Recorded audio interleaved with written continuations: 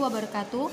Perkenalkan, nama saya Bia Oktariana dari kelas 12 IPS 4. Di sini saya akan mempresentasikan tugas PKN saya dengan topik mencegah timbulnya gerakan radikalisme di Indonesia dengan judul Densus 88 tembak mati terduga teroris di Makassar. Berita Jakarta, CNN Indonesia.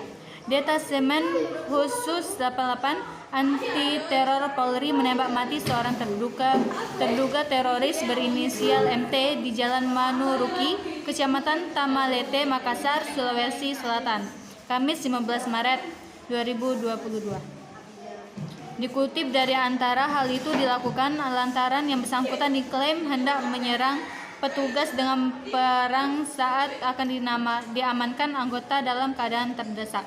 Karena MT ini memegang parang di kedua tangannya dan akan menyerang anggota hingga akhirnya diberikan tindakan tegas.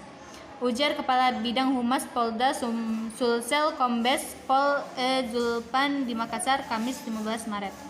Dalam penggerebekan di rumah MT di Jalan Manuruki itu, anggota Densus 88 anti teror Polri dibantu anggota Brimob Polda Sulsel berusaha mengamankan terduga teroris. Namun, saat akan dibawa oleh anggota, kata dia, MT dengan kedua senjata tajam jenis parang pada kedua tangannya berusaha menyerang polisi yang kemudian dibalas oleh anggota dengan tembakan peringatan.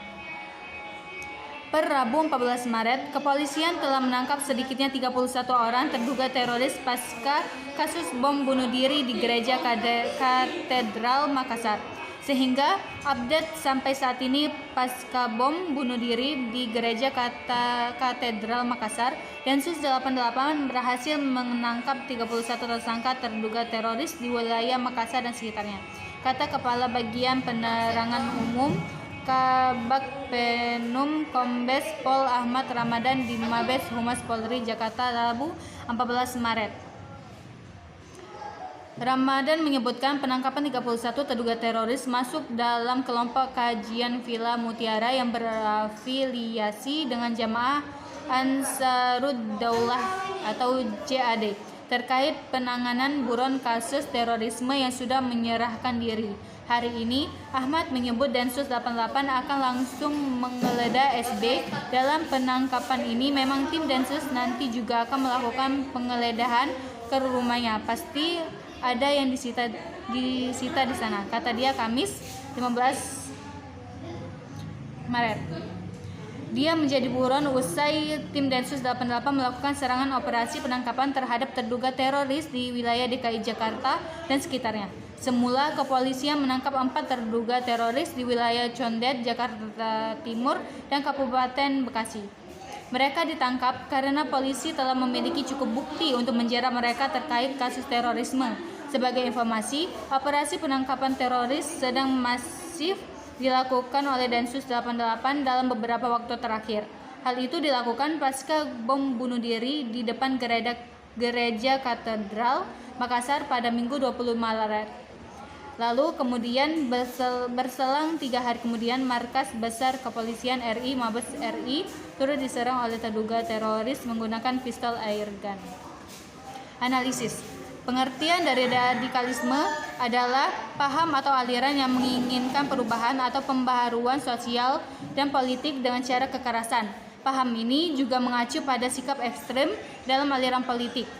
Sedangkan terorisme adalah perbuatan yang menggunakan kekerasan atau ancaman kekerasan yang menimbulkan suasana teror atau rasa takut secara meluas, yang dapat menimbulkan korban yang bersifat massal dan atau menimbulkan kerusakan atau kehancuran terhadap objek vital, membangkitkan perasaan teror terhadap sekelompok masyarakat. Adapun faktor penyebabnya, yaitu salah satu motif teror bom bunuh diri di depan Gereja Katedral Makassar pada Minggu 28 Maret 2021, yakni balas dendam. Sebab mentor pelaku dari kelompok Jamaah Ansarud Daulah JAD terbunuh beberapa waktu lalu oleh aparat dan juga disebabkan karena mendapatkan pemahaman yang salah dan pengetahuan yang sempit tentang terorisme dari lingkungannya. Adapun tujuannya, yaitu tindakan bom bunuh diri itu mereka lakukan sebagai aksi balas dendam karena anggotanya ditangkap dan ditembak oleh polisi pada bulan Februari silam. Anggota JAD Makassar ini marah dan putus asa karena sebanyak 20 orang anggotanya ditangkap dan 2 orang diantaranya ditembak hingga tewas. Adapun solusi dalam penanggulangannya yaitu dalam bidang internal. Masyarakat seharusnya lebih mewaspadai dan membentengi diri agar tidak mudah mendapatkan pemahaman yang salah, apalagi sampai tergerus pada pemahaman radikal dan terorisme. Karena radikalisme dan terorisme tentunya mempunyai dampak yang sangat berbahaya, apalagi sampai membuat kerusuhan yang menyebabkan banyak memakan korban. Adapun dalam bidang eksternal, yaitu perlunya peran negara untuk lebih bertindak tegas memberantas segala pemahaman radikal dan teroris.